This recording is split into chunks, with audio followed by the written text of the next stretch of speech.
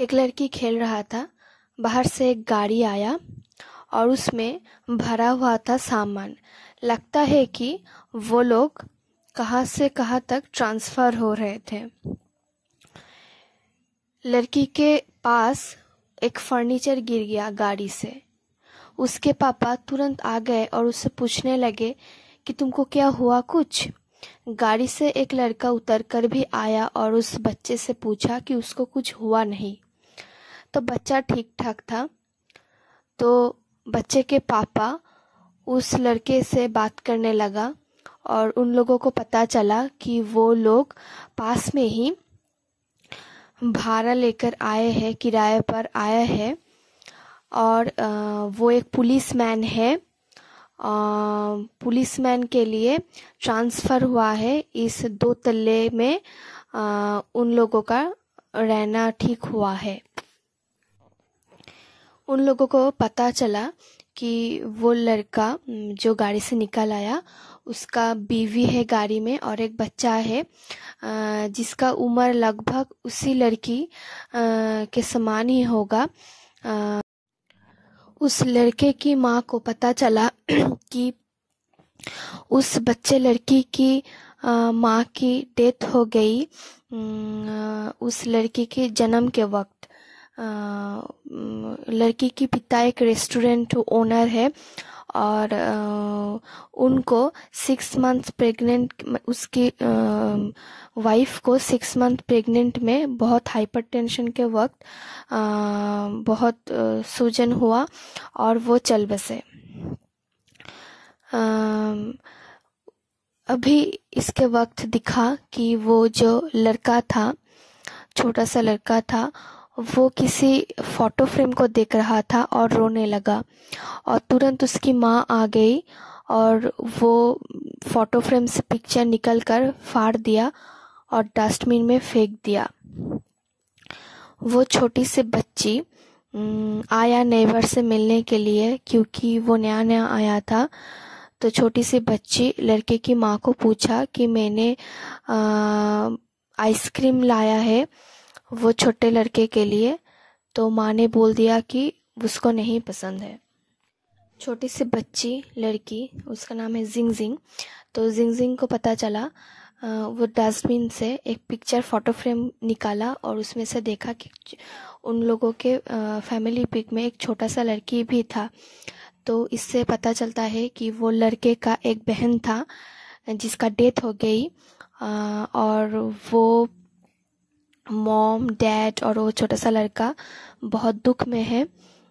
इसलिए उस लड़के के माँ ने वो फोटो फ्रेम फेंक दिया, साथ ही साथ उस बहन की सारी टॉयज़ भी डस्टबिन में फेंक दिया।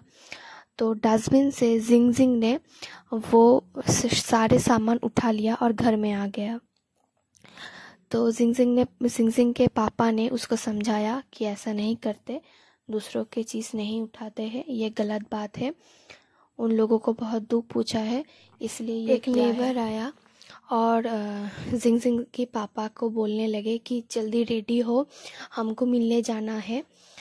वो नेबर ने एक लड़की को बुलाया जिससे वो जिंग जिंग के पापा को मिलाएगा शादी के लिए। तो वो लोग चले गए। तो लड़की का भी एक लड़का था 7 साल का और वो नेबर चाहता है कि जिंग जिंग के पापा अकेले जिंग जिंग को संभाल नहीं पा रहा है रेस्टोरेंट संभालने के साथ साथ, इसलिए नेबर लोग हेल्प कर रहे हैं कि जिंग जिंग के पापा की एक शादी हो जाए। इसलिए वो उस लड़की को मिलने आया और उन लोगों के बातचीत चलने लगे कि जिंग जिंग के पापा के वाइफ की डेथ कैसे हुआ और क्यों हुआ, इलनेस के वजह से सकता है वो, और बातचीत ख़त्म हो गई। और दूसरे तरफ दिखा रहे थे कि उस लड़का और जिंग जिंग इन दोनों की मतलब दुश्मनी हो चुकी थी। जिंग जिंग को स्टेप मदर नहीं चाहिए था, तो इसलिए उन दोनों में झगड़ा हो गया और वो फाइट करने लगे।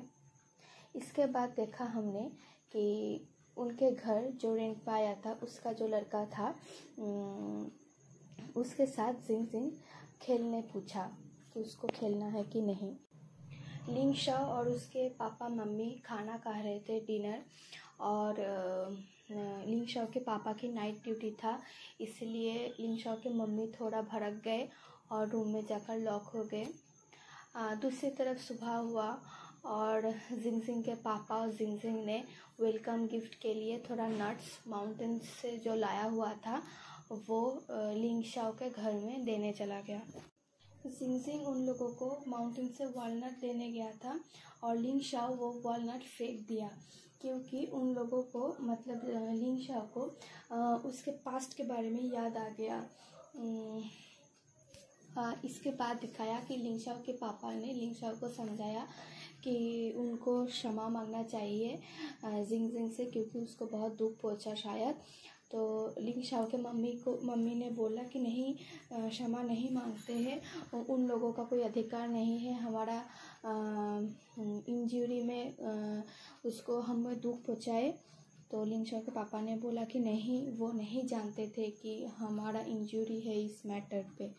और उन लोगों में बहुत झगड़ा होने लगा कि वो जो लड़की था या चाओ जो लिंग शाओ के पापा को देखने आया था, जिनका एक लड़का भी है, वो लोग शादी के लिए देख रहा था, तो वो उसके लड़के को लेकर लिंग शाओ के रेस्टोरेंट में आया नूडल्स खाने के लिए और बातचीत करने के लिए। उधर लिंग शाओ और वो लड़की की जो लड़का था उससे झगड़ा हो गया, क्योंकि जो जिंगजिंग था, जिंगजिंग को वो लड़का पसंद नहीं था एकदम।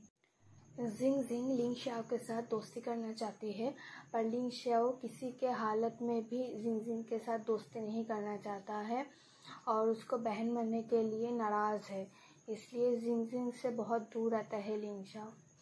दूसरी तरफ दिखाता है कि लिंग शाओ के पापा जिंगजिंग के रेस्टोरेंट में नूडल्स खाने आते हैं और उन्हीं टेबल में जो नेबर है वो लोग भी खाते हैं। और नेबर लोग लिंग शाओ के पापा को बोलते हैं कि आप झगड़ा मत किया करें आपके वाइफ से, आपके घर में बच्चा है तो मत किया करो, ऐसे बच्चे पे गलत असर होता है। इसके लिए लिंग शाओ के पापा ने उन लोगों के माफ़ी भी मांगी। लिंग शाओ सीढ़ी पे बैठा हुआ था क्योंकि उसके माँ पापा बहुत झगड़ रहे थे और उसी वक्त जिंगजिंग के पापा देखा कि वो सीढ़ी पर थे, तो इसीलिए उनको पूछा कि तुम हमारे घर आ सकते हो, पर लिंग शाओ ने मना कर दिया। तो उसके बाद जिंगजिंग के पापा घर आ गए।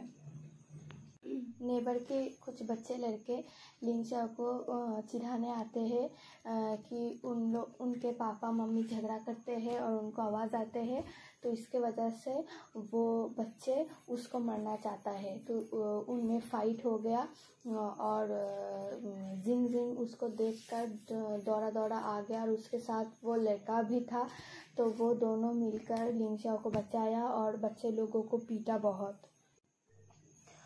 उसके बाद वो चारों लोग खाना खाने लगे, डिनर, और डोर नॉक हुआ। तो जिंगजिंग के पापा ने जिंगजिंग को पूछा कि तुमने किसी और को काटा है कि नहीं।